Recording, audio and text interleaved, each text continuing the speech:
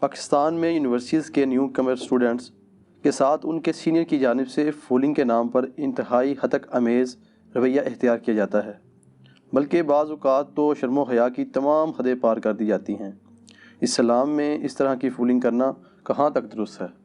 اس طرح کی فولنگ کرنا حرام ہے اور جہنم میں لے جانے والا کام ہے۔ یہ ہے ورڈکٹ میری طرف سے، اور آپ میں سے شاید جو لوگ یونیورسٹیز میں گئے ہیں انہی کو آئیڈیا ہے، باقی لوگوں کو تو نہیں آئیڈیا یہ کتنی بری قسم کی فولنگ ہوتی ہے یونیورسٹیز کے اندر۔ ایون ہمارے جو ریاستی ادارے ہیں ان کے ہاسٹلس کے اندر بھی اس قسم کی فولنگ ہوتی ہے، بڑی فحش قسم کی فولنگ اور بڑی ہتک امیز قسم کی فولنگ۔ بعض لوگوں نے فولنگ کی وجہ سے یونیورسٹیز چھوڑ دی ہیں، بعض بچے ایسے ہیں جنہوں نے خودکشیاں کر لی۔ اب انسان ویسے حیران ہوتا ہے یہ کیسے ہو گیا خودکشی کر لی؟ سر ہر بندے کا ٹیمپرامنٹ ایک جیسا نہیں ہوتا۔ بعض لوگ ایک چھوٹی سی بات کو اتنا دماغ پہ سوار کرتے ہیں کہ وہ اپنے آپ کو نقصان پہنچا دیتے ہیں۔ بعض تو ایسے ہوتے ہیں دوسرے کو جا کے مار دیتے ہیں، بعض ایسے ہیں جو اپنے آپ کو مار لیتے ہیں، بعض لوگ کہتے ہیں میں پڑھوں گا ہی نہیں۔ تو اس قسم کی فولنگ کرنا نیو کمرز کے لیے تو آپ کو ایک سینئر کے طور پہ انہیں گائیڈ کرنا چاہیے۔ اس لحاظ سے میں کہوں گا ہماری جو مذہبی تنظیمیں ہیں نا یونیورسٹیز کے اندر، چاہے وہ تبلیغی جماعت ہو، دعوت اسلامی ہو، جمعیت والے ہوں، یہ سب وہ لوگ ہیں جو نیو کمرز کو فولنگ سے بچاتے ہیں، چاہے وہ اسلامی یونیورسٹی ہو، انجینئرنگ یونیورسٹی ہو، باقی یونیورسٹیز ہوں۔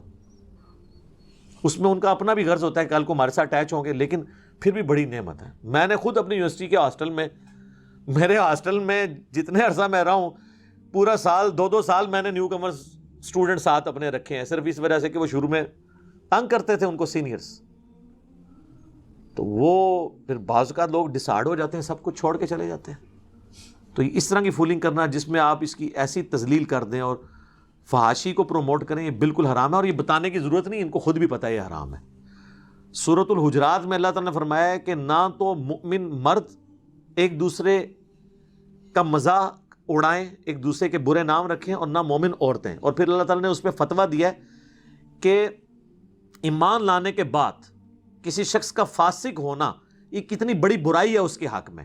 تو اللہ نے فرمایا ایسا بندہ فاسق ہے جو یہ حرکت کرتا ہے، یعنی گناہ کبیرہ کا مرتکب ہے۔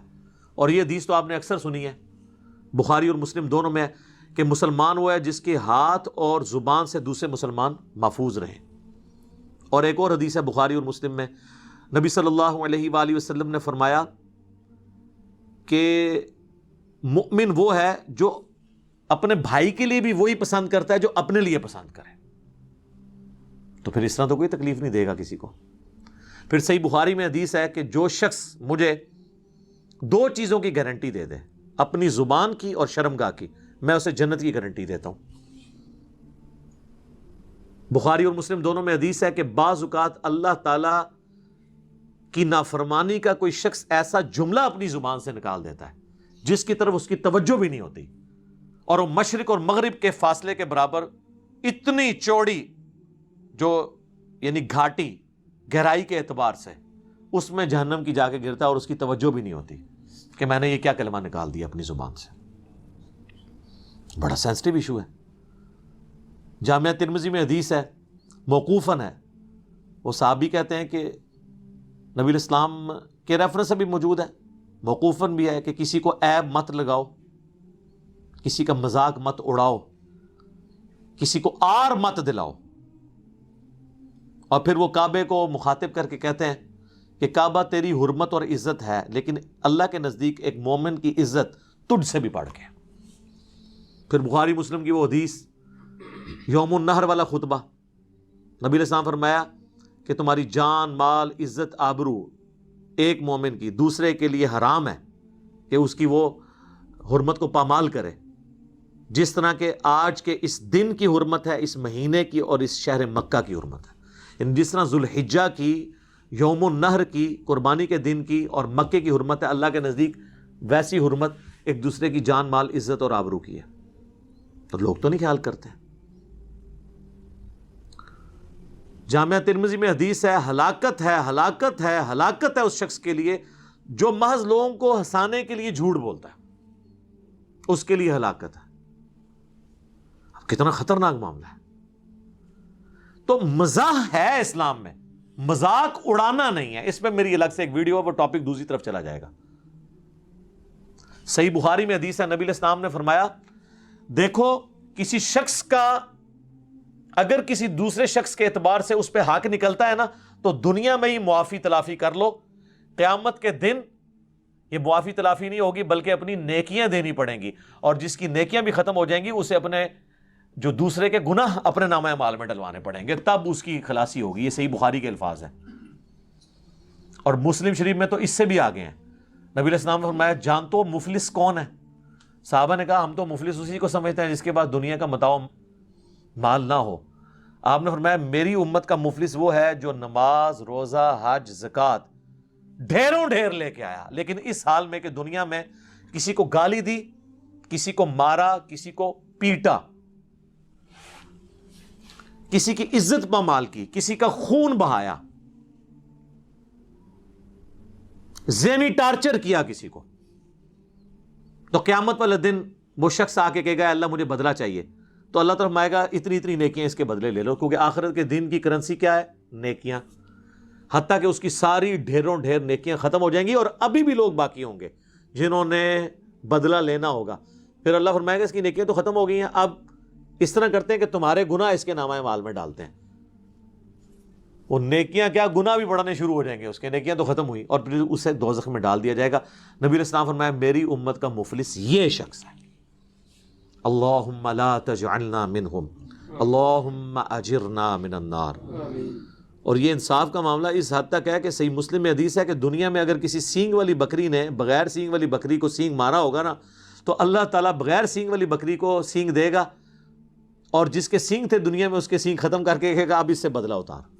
اگر جانور بھی بدلہ اتاریں گے تو انسانوں کا بدلہ نہیں دلایا جائے گا. تو لہٰذا یہ فولنگ کرنا، کسی کی دل آزاری کرنا، کسی کو زبان سے ٹارچر کرنا، کسی کو تکلیف دینا، یہ تو اپنے لیے جہنم کمانے والی بات ہے. تو اس طرح کی یونیورسٹیز میں جتنی فولنگز ہو رہی ہیں، ویسے تو اب جب سے سیاسی جماعتوں کا اثر و رسوخ یونیورسٹی سے ختم ہوا ہے اور تھوڑا سا پڑھائی کا کلچر عام ہوا ہے، اب کافی حد تک فولنگ کنٹرول ہو گئی ہے، لیکن ابھی بھی 100% نہیں ہوئی ہے. یہ یونیورسٹی انتظامیہ کا کام ہے کہ وہ اس کے اوپر چیک رکھے، کیونکہ بعض اوقات بڑا یعنی بے حیائی والے معاملات اس کے اندر ہوتے ہیں اور لوگ بڑے ڈسہارڈ ہوتے ہیں.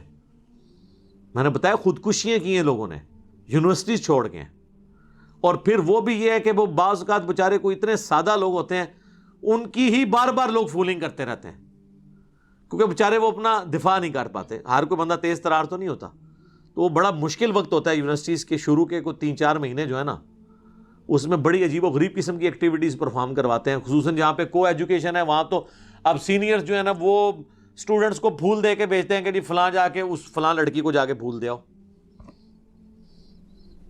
اب مجھے بتائیں اب یہ حرکت یعنی وہ فلاں لڑکی اگر اس کی بھیجنے والی کی بہن ہو تو وہ یہ گوارا کرے گا کہ یہ حرکت کروائے؟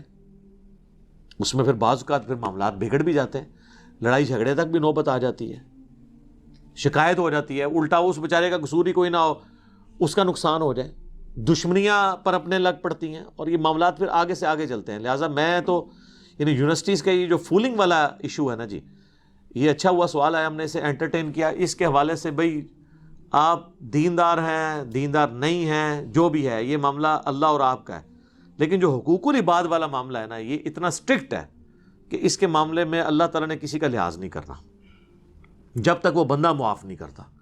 لہذا دنیا میں بھی اس قسم کی حرکتیں نہ کریں کہ لوگوں کے دل سے آپ کے لیے غم نہ جائے، غصے کی کیفیت ہو اور وہ بس انتظار کر رہے ہوں کہ جب مجھے موقع ملے گا تو میں نہیں چھوڑوں گا. یہی ہوتا ہے نا. اب چلے ایک بات چل نکلی ہے تو میں آپ کو ایک ضمناً اس میں بتا دوں، یونیورسٹیز میں فولنگ کے اندر وہ والے کام بھی بعض اوقات ہو جاتے ہیں جو آج کل مدرسوں میں مفتیوں کی ویڈیو لیک ہو کے آ رہی ہیں، یہ والے کام بھی ہو جاتے ہیں. تو اب ظاہر ہے ایک بندے کو ذہنی طور پہ ٹارچر کرنے والی بات ہے. تو مدرسوں کے اندر بھی اس قسم کے بچوں کے ساتھ معاملات ہو رہے ہیں اور بڑا ایک یعنی دکھ کا معاملہ ہے. اب لوگ کہہ رہے ہیں جی علماء کے خلاف سازش ہو رہی ہے، ان کی ویڈیوز لیک ہو رہی ہیں. سر سازش تب ہو رہی ہو جب آپ کے علماء کی یہ ویڈیوز گن پوائنٹ پہ بنوائی جائیں، جب ان کی ویڈیوز انہوں نے اپنی مرضی سے بنائی ہوئی ہیں، یعنی اس اعتبار سے کہ کام انہوں نے خود کیا، کسی نے چوری چھپے بنائی ہیں. تو ان کے خلاف سازش تو نہیں ہے، یہ وہ خود انہوں نے اپنے خلاف سازش کی ہے۔ تو ایک تلخ حقیقت ہے کہ یہ ویڈیوز اب آنا شروع ہوئی ہیں، یہ کام پہلے سے یہ لوگ ڈالتے ہیں، ان کو چھوڑتے ہیں۔ میں ان کو ان کے بزرگوں کا حوالہ دیتا ہوں۔ تاریخ ابن کثیر جو ہے نا، ابن کثیر جو ہیں یہ شاگرد ہیں امام ابن تیمیہ کے، اور بریلوی دیوبندی اہل حدیث تینوں کے نزدیک ان کی تفسیر ابن کثیر قرآن کی مانی جاتی ہے۔ انہوں نے تاریخ ابن کثیر بھی لکھی ہے، اس کے اندر انہوں نے یہاں تک لکھا ہے اس ولید بن عبد الملک والے چیپٹر کے اندر، جب خلفاء کا وہ ذکر کرتے ہیں، یعنی جو ملک ہیں ان کا ذکر، اس میں وہ لکھتے ہیں کہ ہمارے جو مسلمانوں کے حکمران ہیں، حکومتی عہدے دار ہیں، قاضی ہیں یعنی ججز، اور مذہبی پیشوا، اور یہ جتنے انہوں نے دینی سارے وہ عہدے گنوا کے نا ایک ایک کا ذکر کر کے ہم انشاءاللہ جے پی جی ڈال دیں گے عربی والا، کیونکہ اردو ترجمے میں انہوں نے اس کو کھا ہی دیا ہے، کیونکہ ترجمہ کرنے والے خود اس میں بیچ میں آ رہے ہوتے ہیں نا، ان کے مدرسے آ رہے ہوتے ہیں۔ یہ سارا لکھا انہوں نے کہا یہ سب کے سب قوم لوط والے عمل میں مبتلا ہیں سوائے چاند ایک کے۔ یہ 700 سال پہلے کی بات ہو رہی تھی، ہوں کتنا کام چکیا ہوئے گا۔ اور پھر آگے انہوں نے لکھا ہے کہ آپ جب سفر پہ جائیں تو اپنے بچوں کو، وہ کہتے ہیں نا دوا جو ہے بچوں کی پہنچ سے دور رکھیں، انہوں نے کہا اپنے بچوں کو ان کی پہنچ سے دور رکھیں سفر کے دوران، یعنی جو علماء کرائم ہے، یعنی علماء سو کی بات کر رہا ہوں، عزت والے علماء کی نہیں بات کر رہا، علماء حق کی بات نہیں کر رہا۔ تو یہ تو آپ چھوڑ دیں۔ یہ ارواح ثلاثہ کتاب ہے جس میں ارواح ثلاثہ 3 روح ہیں، 3 بزرگوں کے حالات زندگی ہیں اس میں، دیوبند کے۔ اس میں حکایت لکھی ہوئی ہے کہ رشید احمد گنگوئی صاحب جو ہے نا، اور قاسم نانوتوی جنہوں نے مدرسہ دیوبند بنایا، قاسم نانوتوی، یہ وہی قاسم نانوتوی ہیں جن کے بارے میں اسی کتاب میں لکھا ہے کہ مرنے کے 6 سال کے بعد قبر سے نکل کے مولویوں کی صلح کروا کے دوبارہ قبر میں چلے گئے، خواب میں نہیں بیداری میں۔ یہ وہ والے مشہور زمانہ قاسم نانوتوی صاحب جنہوں نے مدرسہ دیوبند بنایا، تو ان کے بارے میں لکھا ہوا ہے کہ ان کو رشید احمد گنگوئی صاحب جو ان کے شیخ تھے وہ کہنے لگے کہ میاں آپ ہمارے ساتھ بستر پہ لیٹ جائیں۔ وہ بڑے عجیب و غریب قسم کے الفاظ ہیں، میں تو اس طرح کے پڑھ کے بھی نہیں سناتا، آپ کو جے پی جی لگا دیں گے، آپ خود پڑھ لیجیے گا۔ وہ اپنے ساتھ لٹاتے ہیں، پھر خود ساتھ ان کے لیٹ جاتے ہیں، اس کے بعد وہ پھر کروٹ ان کی طرف کرتے ہیں، پھر ان کے سینے پہ عاشق صادق کی طرح ہاتھ رکھتے ہیں۔ یہ الفاظ موجود ہیں، عشق مجازی ہوئے گا، جس طرح مادھو لال سہندا بھی عشق مجازی ہے، ہندو منڈا تے بابا جڑا مسلمانہ دا، ٹھیک ہے جی۔ اور پھر اس پہ قاسم نانوتوی صاحب کہتے ہیں کہ حضرت یہ لوگ کیا سوچیں گے، یہ جو آپ ان کا لوگوں کو کہنے دو جو کہتے ہیں۔ تو اب آپ یہ چیز دیکھیں، یہ ساری چیزیں وہ پبلکلی کر رہے تھے، پبلکلی اتنا ہی کر سکتے تھے نا، اگلا سٹیپ تو وہ چپ چپ آگے ہوتا ہے نا، پبلکلی یہی کچھ ہی ہو سکتا ہے نا، اس سے آگے تو پبلکلی تو نہیں کر کے دکھا سکتے۔ تو جتنا پبلکلی زیادہ زیادہ پاسبل تھا انہوں نے کر کے دکھایا ہے، اور اس سے بڑی بیوقوفی ان لوگوں کی جو یہ پرنٹ کر رہے ہیں۔ اب ہم پہ تو نہیں غصہ کھانا چاہیے، یہ پرنٹ تو آپ لوگ خود کر رہے ہیں، یہ نہیں ہے کہ یہ بریلویوں نے پرنٹ کیا ان کے بارے میں، یہ تو خود انہوں نے پرنٹ کیا اپنے بارے میں۔ تو یہ سلسلہ شروع سے ہی اس طریقے سے چلتا آیا ہے۔